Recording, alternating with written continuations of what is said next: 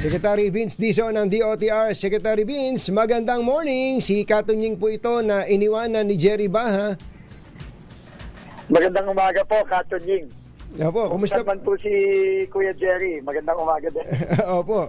Okay, kayo po ay napanood namin kahapon tungkol sa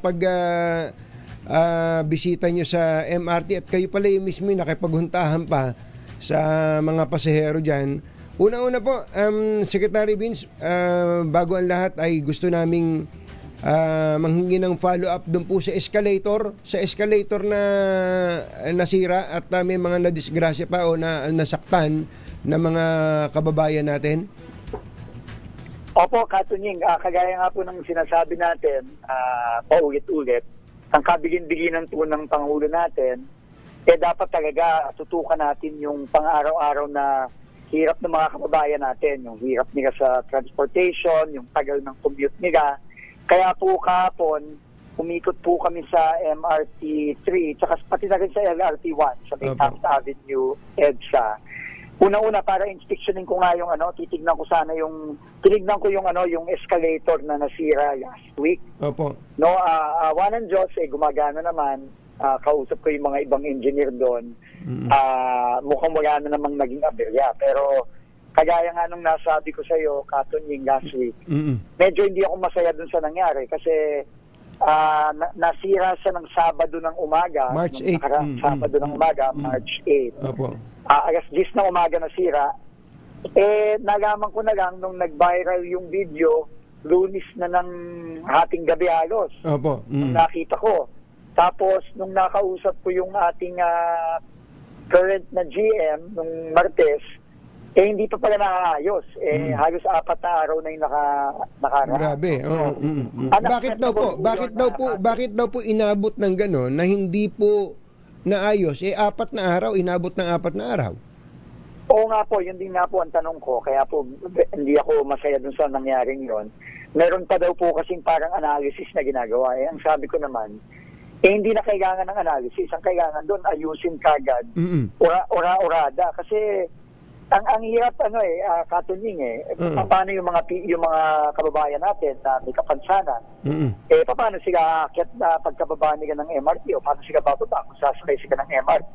Tama. Kaya, kaya dapat talaga, and kausap ko din yung ating mga Japanese na taga-maintain, yung Sumitomo. Opo. Kaya naman pala nilang matapos yan ng within 24 hours. In fact, noong Tuesday ng umaga, nung inutos ko na ayusin na agad-agad, alas 5 lang nung same day, alas 5 ng hapon, ng same day, naayos din. Naayos. Kaya naman palang ayusin ang mabigay. So bakit pa naghintay ng ilang araw bago ayusin? So tama po ba na gustong ayusin agad-agad ng Sumitomo pero hindi pinayagan nung general manager?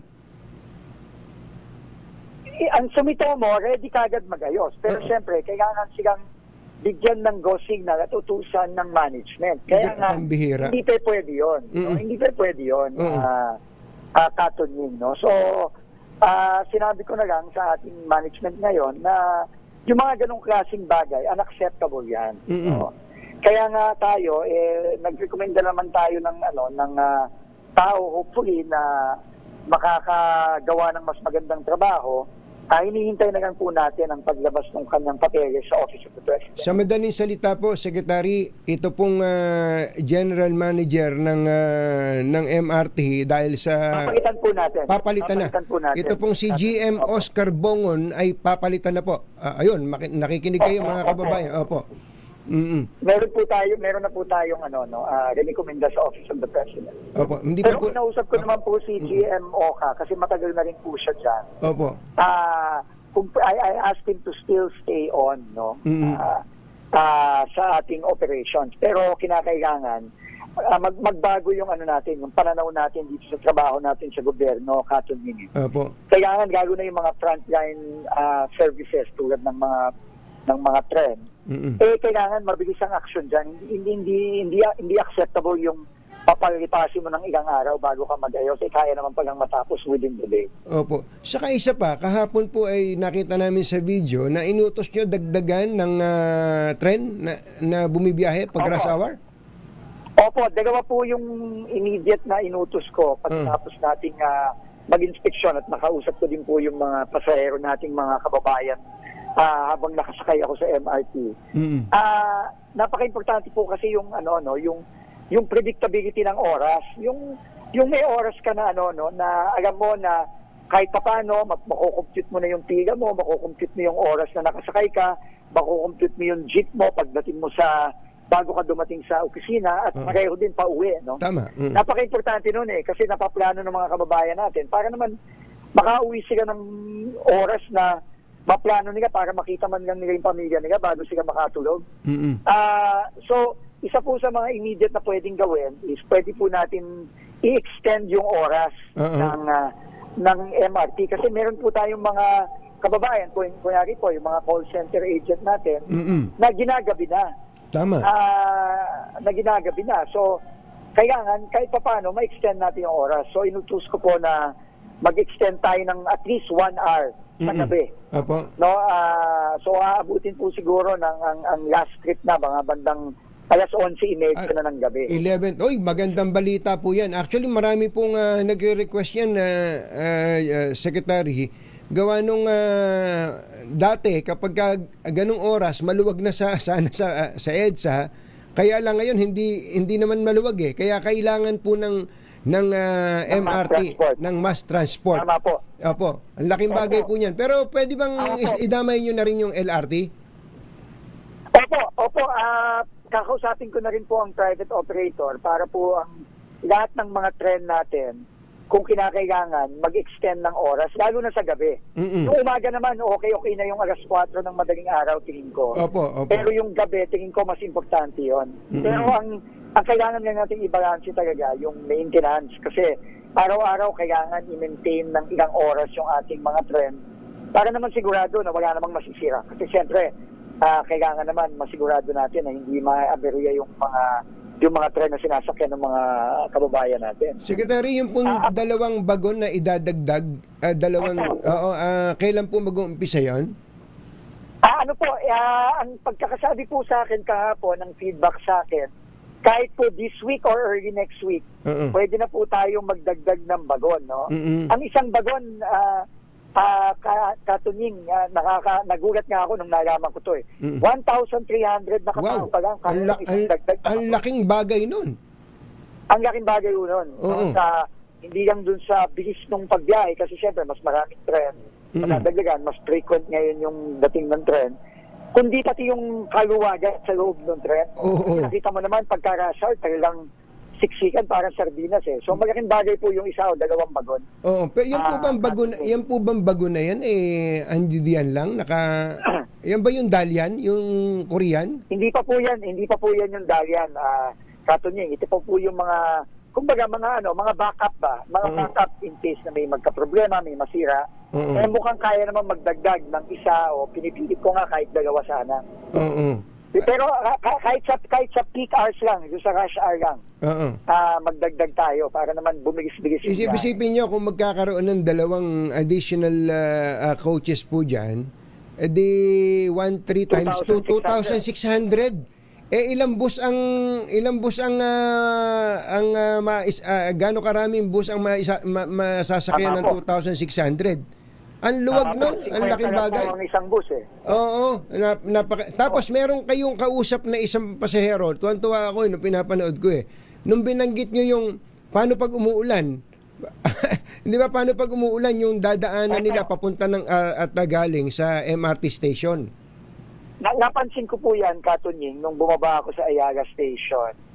Mayroong napakagandang ginawa ang Ayala. No? Kaya nagpapasalamat tayo sa kanila kasi ang gandang servisyo nito sa mga kababayan natin. Yung one Ayala, yung dating Intercon, kung maaalala mo, kabataan natin, Katunying, no? Ginawa na nilang yun. Ginawa na nilang transport hub yun. So, hindi ka mababasa, komportable ka, pagbaba mo, nandun na yung mga bus.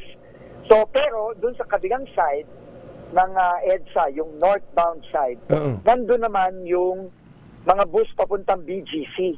Pero merong mga 30 meters to 40 meters doon na walang bubong. Na dadaan ka, bago ka makarating dun sa bus, dadaan ka, expose ka. So, hopefully makikiusap ako sa mga partners natin sa Ayala. Baka naman pwedeng kahit ano lang, simpleng bubong lang na nadadaanan ng mga kababayan natin para sa bus. Kasi napakalaking bagay yun. Kagaya nga nung kakwentuhan kong bumaba sa Santolan, na yun nga, pagkatagulan talaga, basang-basa siya, o baka may baha pa, mahirap Kawawa naman yung mga kababayan natin, papasok pa lang sa trabaho, basang-basa na. Ang laking bagay po nun, yun nga po yung sinasabi namin lagi ni Jerry dito, Secretary. Ang gobyerno nandyan para mas maging komportable at konbinyente ang ating mga mamamayan.